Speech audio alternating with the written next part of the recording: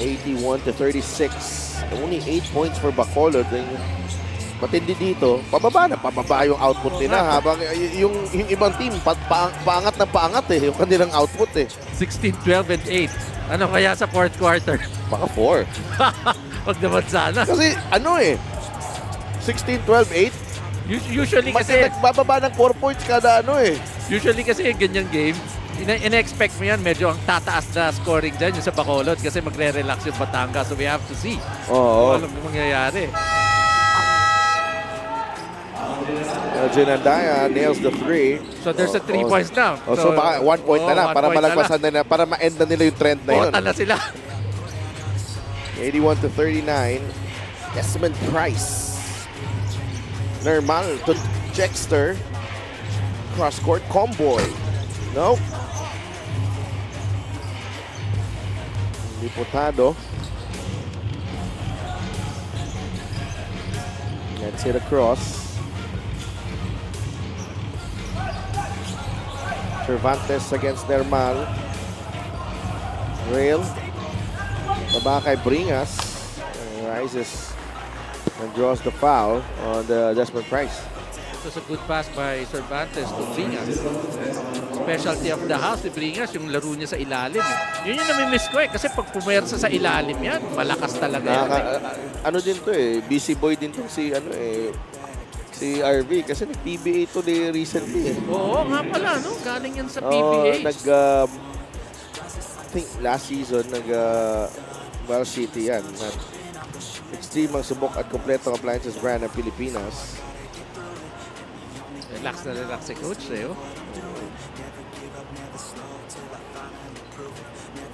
Ako siguro nahihirapan ako.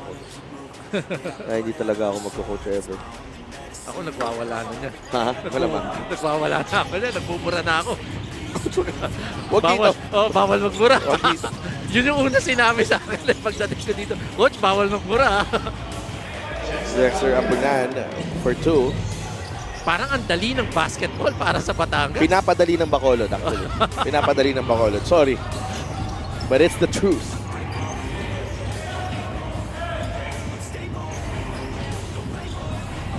(83-39). It's just the preseason. But it's not a good sign if you're Bacolod here. Oh, lagpas na sa 5 points. Yun yung namimiss ko kay RB Bringas, yung poste na yun.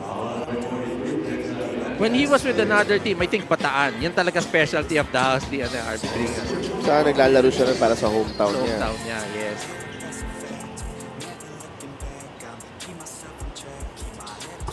He Uy, completes the 3-point na, play. 6 points na. 6 points, wow!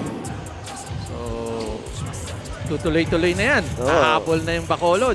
Hahabol? Oo. Ano nga habol? Veteran move by John Norman. Makalayo pa yata yung Hahabulin. tatayakin nila. 41 points pa. Nagpa-iwan sila Yan ang hirap. Tapos fourth quarter, hahabol ka. Pipilitin mong humabol.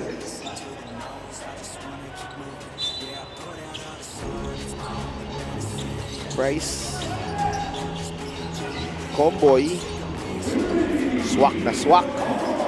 Ang tres ni Ino Comboy. If you're leading by this big, yung yung confidence level mo mataas na Siyempre mas kumpiyansa ka kasi okay lang magbintis Oo, kasi laki na ng lamang ninyo. Hero with that step back J, paborito na yan. Jameson Hero. And nakakuha siya ng foul. Yun ang importante doon. So, madadagdagan ang score ng Bacolod.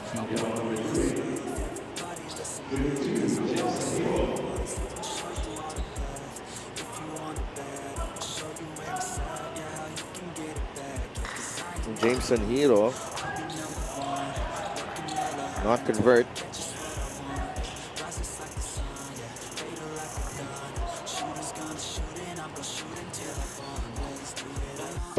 Oh no, walang nakahawak doon. It ends up as a turnover. Napaka-bihira ako makita magkamali yung Batangas. ManiPay is the digital wallet built for the community. So download and get verified. There's Reputado. Cervantes. Giro sa ilalim. Can't get it to fall. Olayon to normal.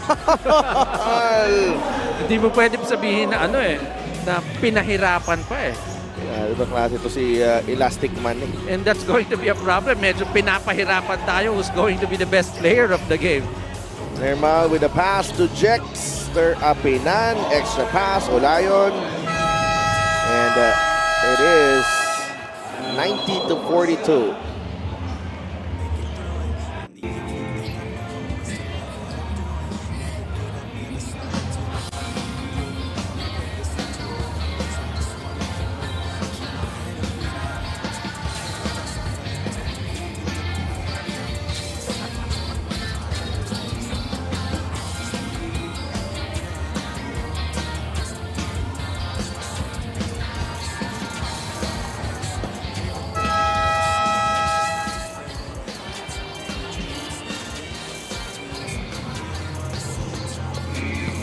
Na-react yung partner ko dito. Pero hindi ikaw yung katabi ko. Okay. Hindi ikaw. Akala Grabe ko. ka na.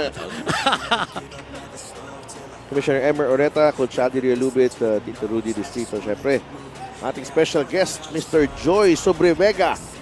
All the way from Bacolod. Watching his son Jan play for Bacolod. Ino Comboy, 4 of 9 from beyond the arc. 7 assists. And a block. Iba din yung nilalaro dito ni Ino Comboy. It's so hard to choose who's going to be the best player of the game. Everybody's playing good. At 15 against Jensen. Also a solid game against Jensen. Yeah. 4 rebounds and 4 assists. Sobrang steady for Coach Cholo Villanueva. Maganda dito kay Ino. Pwede talaga siyang combo guard talaga eh. 1-2 siya no? Dami niyang nagagawa for the team. Cervantes pinilit. There's a foul. And this I think it might just be the problem for Batangas. Although meron naman silang tao dyan mga personnel na kayang mag-depensa. When the team pagkalaban nila may post presence. Mahirap. Mahirap. Wala talaga silang big. Si Ambuluto. Kaya Yeah, ni Ambuluto. LGR is the official outfitter of the FPBL. Mark Cruz has not played. Si Mark Cruz malaki, hindi yung Marquez maliit. Yeah. And I think Jack Apinan can still defend the big guys. And Seda Blaza. Seda Blaza, yeah. Si Kuya Seda Blaza. Ano ako pag Kuya Sed kasi re-recruit ko yan Bata yan. To play for STI. Oo. Kasama niya ba si Ivan Moreno? Oo, si Ivan. Alam mo ba kung sana si Ivan? Nasa Hong Kong? Nasa Hong Kong. Oo, Nakita kami sa Disneyland. Oo. Ivan, shout out sa'yo. Oo, Ivan. Ayoko na sabihin ko anong karakter niya sa Disneyland Kasi baka mabuking Sabi niya sa anak ko Nung nakita kami, sabi niya, oh, don't call Tito Ivan when he's on stage Sumasayaw pala siya So, no? may mga character lang siya. Nasa in character siya doon. Hindi ko na sasabihin. Baka may tumawag bigla Pero, lagi siya naglalaro doon. He's actually one of the best players dun sa local na liga dun sa Hong Kong. Yeah, Ivan is very good. When I went to Bacolod, that first time ko sa MPBL, I was trying to recruit him. Talaga? Yeah, I was trying to recruit him.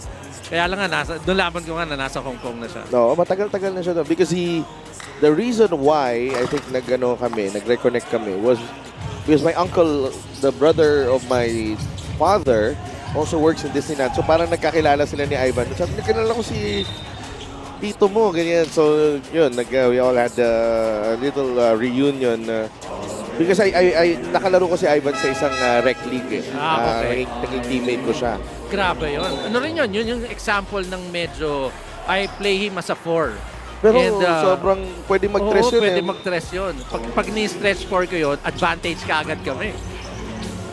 Sila to ni Seth, yung tsaka ano. ni Maclean Sabelina and RK Morales and Japs Bautista. Okay. Si Japs pa pala. BFF na ni Seth. Seth, oo. Si RK, I think in Canada already. Yes, he's in Vancouver. No, not Vancouver. It's Calgary yata. Calgary, yeah. That RK played here in the MPBL. That's John Sobrevega. It's his first 3. That's why when you see these guys na talagang very successful sa careers nila, masayang-masaya ka. Oh, even out in whether it's in basketball or in other aspects. Yes, oo. Olayon wants a clear out, foot on the line. Yes. Kaya ito inaantay ko rin na i-unleash to ng todo ni Coach Cholo because he could be a big factor here kasi mahabang guardia, no, can defend. That's a backcourt violation. Galing siya sa kabila tumalon pagsalo ng bola. Yeah, everything for Batangas is yun niya yung how he plays here now with Batangas.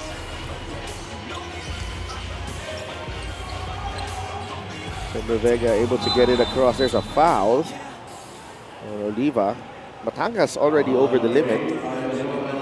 So that will mean free throws para kay John Sobrevega. Again, ulitin ko, when you look at the lineup of Batangas, pwedeng starter to ng ibang team.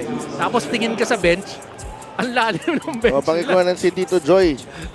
Yung katabi ni Tito Rudy, that's John Sobrevega's dad.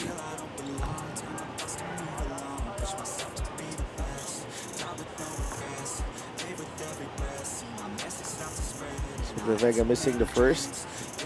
Second free throw, nothing but net. Yun, Tito Joy. Grabe, suporta. Suporta sa anak. Pagmamahal ng isang ama. Oo naman. Very good friends with the Sobrevega family. JC, of course, ang kuya niya. Si Kat, the sister. Ito sa ilalim, Desmond Price.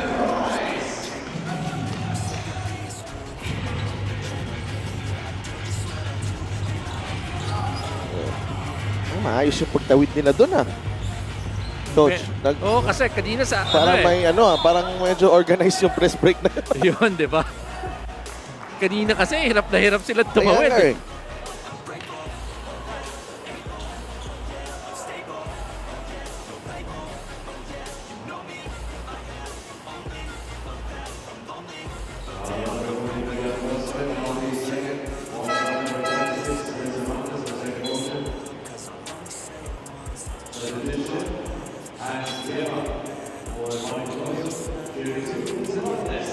Here's Cervantes at the line. 100 to 48 is the count.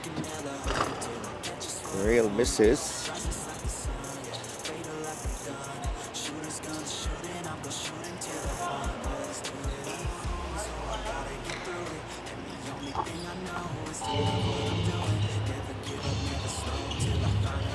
Under 3 minutes to play. Ricky Perez to Olayon. Gospe. Price. Gospe na bitaw ng bola. And what's nice about Batangas, even they have this big lead, execute pa rin sila ng offensive plays nila. Oh, and this is a fight for minutes, guys, for Olayon, Price, Gospe, to be part of the regular rotation to crack that second group or first group.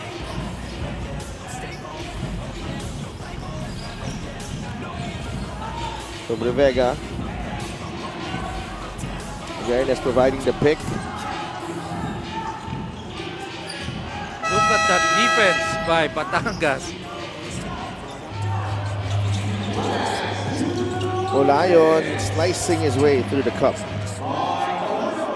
Parang swak din siya dito sa Batangas, no? Yeah, he's a really good player. Mark Olayon struggled a bit with an injury in the last few seasons. Real Cervantes. Sobrevega.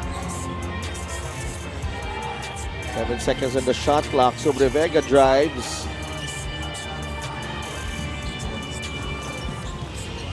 Neves. Price. A lot of regrouping needed here for Bacolod with a big lead here. Everything is going right for the Batangas Grandmasters.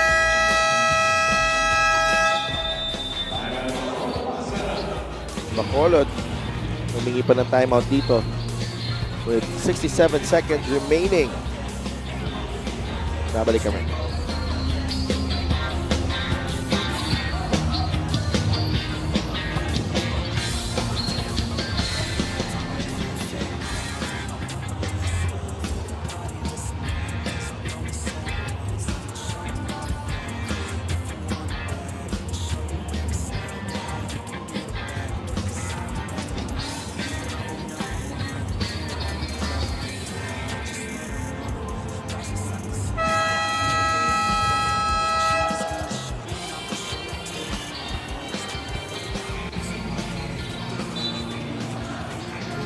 Sino kayang kausap ni Tito Rudy sa phone, no?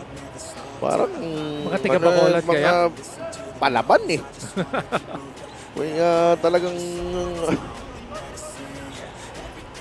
very expressive eh.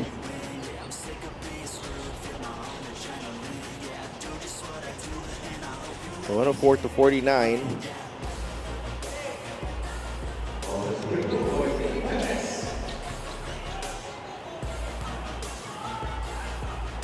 Perez trying to complete the three-point play.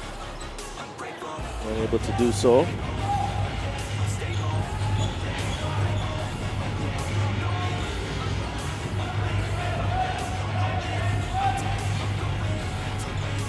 There's Cervantes.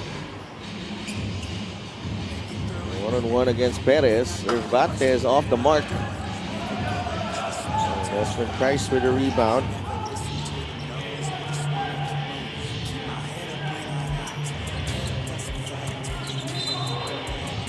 Whistle going against Bacolod. 32 seconds remaining.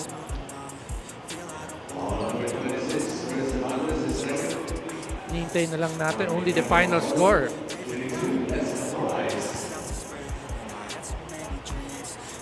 Bacolod and Batangas. Batangas is up now by 56 points. Kapit na yan. Mas malaki yung lamang ng Batangas kaysa sa score ng Bacolod.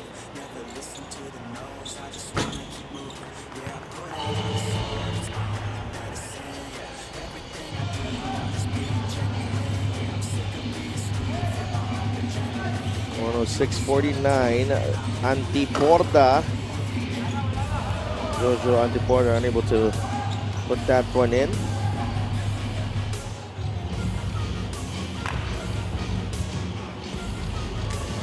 Well, 6-49, and looks like that will be the final score here. Price dribbling out the clock. And that's it. Batangas City Tandoy Rockmasters improved to 4-0 in the preseason with this incredibly one-sided victory over the Bacolod Mascara. Coach Cholo Villanueva all smiles after getting the job done. Sinamayan yung kanyang batchmate. Batchmate ba? Hindi, medyo nauna si Com Emer. We have our best player of the game. Ibang player naman. It's Abdul Sawat with those early baskets, setting the tone for the Congratulations for being the best player of this game. Obviously, this is a well-dominated win. At kahit nga maraming bago sa inyong kupunan, it's obvious na komportable agad kayo sa isa't isa. Bakit nga ba? Komportable po kami kasi yun nga, sabi ni coach na sundin lang namin kung ano yung sistema nila, kung ano ipapagawa sa amin. Siguro yun yung isang malaking factor na naging komportable agad kami kasi hindi kami nahirapan mag-adjust kasi lahat kami sumusunod sa system, sa culture, sa yun po. Balikan natin yung ginawa mo sa laro. During the first quarter, sinet mo agad yung tone in this game. Gaano ka-importante yon sa isang game? Importante po sa akin yun, especially ngayong araw kasi ito po yung simula nung Ramadan namin eh. Kaya parang itong araw na po na to,